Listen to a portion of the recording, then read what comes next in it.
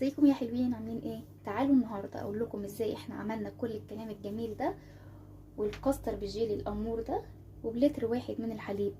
يلا بينا نقول بسم الله ونشوف احنا عملناهم ازاي. يا مساء الجمال، عاملين ايه يا حبايبي؟ طبعا احنا قاعدين زهقانين، فانا قلت بصراحه اقوم اعمل معاكم حاجه حلوه كده على السريع. هعمل معاكم جيلي بالكاستر. وهعمل كمان جيلي لوحده في كاسات. انا هنا معايا جيلي فراوله هستخدمه للكاستر، وجيلي الاناناس هستخدمه هحطه في الكاسات بتاعتي. فانا هنا معايا جيلي، اي نوع جيلي انتوا بتستخدميه تمام. اول حاجه هنعمله معانا، احنا مش هنعمله على البوتاجاز خالص، هنعمله هنا على الرخامه بتاعتنا.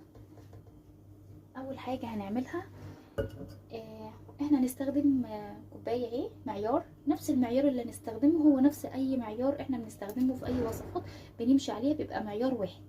بمعنى ان علبه الجيلي بتستخدم كوبايتين ميه، كوبايه سخنه كوبايه بارده، فاحنا هنستخدم الكوبايه دي للمعيار. اول حاجه انا اهو غاليه الميه، هنزل بالكوبايه بتاعتي كده، معايا بوكين يبقى انا هنزل واحد ادي كده، تمام كده تمام. طيب الخطوه اللي بعديها احنا هنجيب كده علب الجيلي معايا اهي، نقطعها وهنروح ضايفينها كده على الميه المغليه دي بكل سهوله اهي، مفيش اي جهد خالص.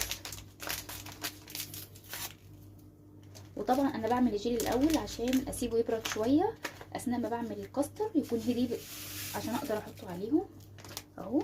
هنبدا نعمل ايه؟ نقلب كويس جدا عشان اتاكد ان الجيلاتين اللي في قلب الجيلي خلاص داب خالص. مجرد ما السكر والجيلاتين اللي معايا يدوب خالص، انا هنزل بكوبايتين الميه البارده. انا حاطه ميه بارده في الفريزر عندي، لازم الميه تبقى متلجه علشان يديكي احسن تست للجيلي ويجمد معاكي بسرعه.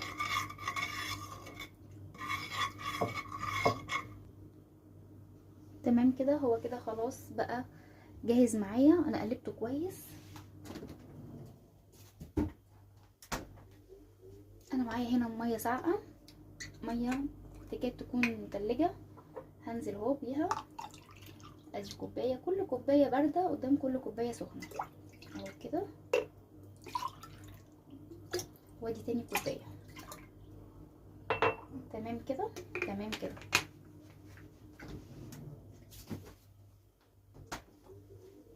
وهنعمل ايه؟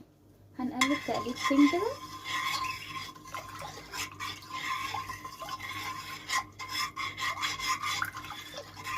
نقلب كويس علشان الجيلاتين ما يتجمدش في حته معينه.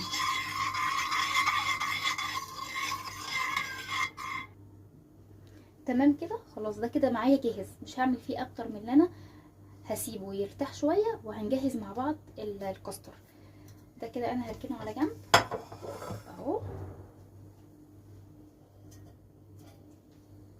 ومعايا حليب للكاستر، ده حليب بارد مفيهوش اي حاجه خالص. هنبدا نحط عليه لكل لتر حليب 4 معالق من الكاستر الكبار و100 جرام من السكر. انا هنا مش بدوب الجيلي الكاستر قصدي على اللبن مباشره، انا بحب ادوب لوحده بره كويس جدا واتاكد ان مفيهوش اي كلاكيع، وبعد كده بروح ضيفاه على الحليب بتاعي. يعني احنا قلنا 4 معالق من الكاستر، ادي واحد، تاني معلقه، تالت معلقه، رابع معلقه، وهنجيب عليها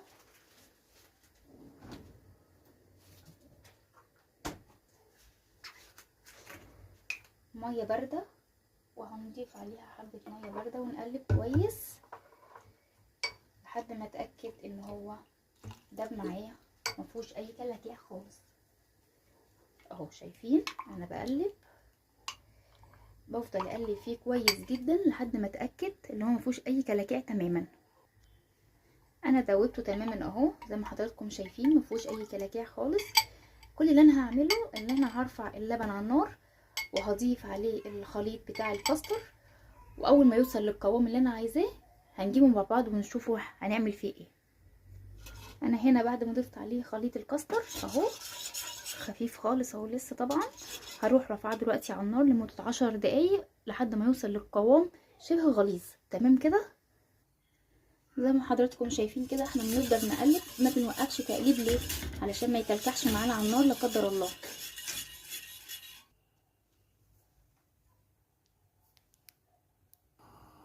هو كده خلاص قوامه جاهز ان احنا نروح دلوقتي نفضيه في الكاسات بتاعتنا. يلا بينا. كده الخليط معانا بقى جاهز، نفضيه مع بعض اهو. بسم الله. وطبعا ما ننساش واحنا بنحط الكاستر نسيب مكان كده عشان لسه هننزل عليه بالجيلي. تمام. انا هروح اكمل بقيه الكاسات بتاعتي وارجع لكم ان شاء الله. احنا سيبته طبعا الكاسات ترتاح، هنكمل بقيه الوصفه مع بعض. انا هنا معايا الجيلي الجرين الاناناس، احنا هنعمله في كاسات لوحديه من غير جيلي من غير كاستر. هنجهزه اهو مع بعضينا. طبعا زي ما عملنا في الفراوله هنعمل في ده بالظبط.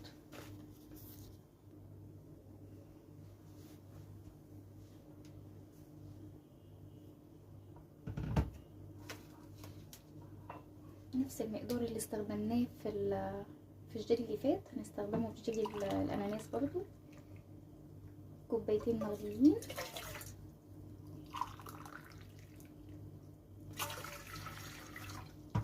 بكل سهوله.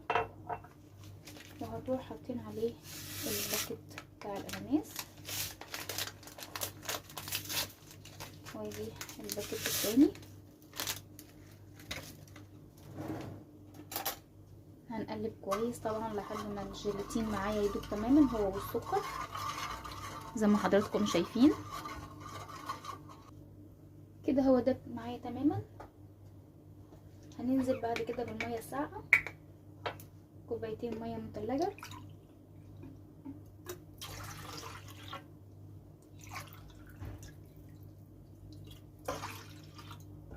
هنقلب كويس برضو علشان نضمن ان الجيلاتين داب معانا ومفيش اي تكتلات.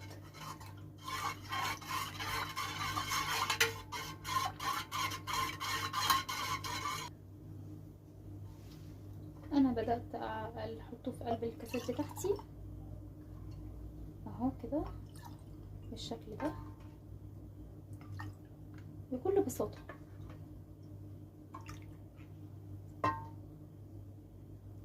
اهو كده. انا هروح اكمل بقية الخليط اللي معايا ونجيب كاسات الكاستر عشان نحط عليها الجيلي. انا جبت الكاستر بتاعي، كنت حاطاه في التلاجة شوية صغيرين لحد ما يهدى بس شوية. بعد كده هجيب الجيلي بتاعنا اهو زي ما حضراتكم شايفين كده بالراحة، وهنبدأ نكب عليه اهو. نزلت عليه بالجيلي، شايفين زي ما حضراتكم شايفين كده الجيلي ما اخترقش الكاستر بتاعي، بقى نص ونص لان انا سبت الكاستر بتاعي يرتاح. في المرحلة دي انا هكمل بقية الكاسات بالطريقة دي. ناخد واحد تاني اهو، ناخد شوية من الجيلي او ننزل عليه كده بكل سهولة اهو. شايفين حضراتكم مفهوش اي حاجة، سهل جدا وبسيط، وفي 10 دقايق بس تقدري تعملي احلى كاستر بالجيلي اهو.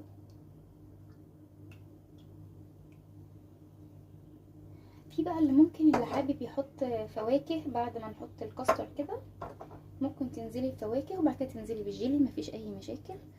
انا هكمل بقيه الكاسات بالطريقه دي وهرجع لحضراتكم. انا كده خلصت كله.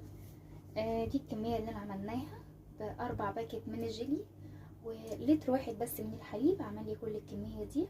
يا رب تكون وصفه النهارده عجبتكم. اللي عجبه الوصفه ما ينسنيش في اللايك وشير كتير كتير، اشتراك القناه عشان يوصلكم كل جديد. يا رب يكون الفيديو عجبكم. باي باي.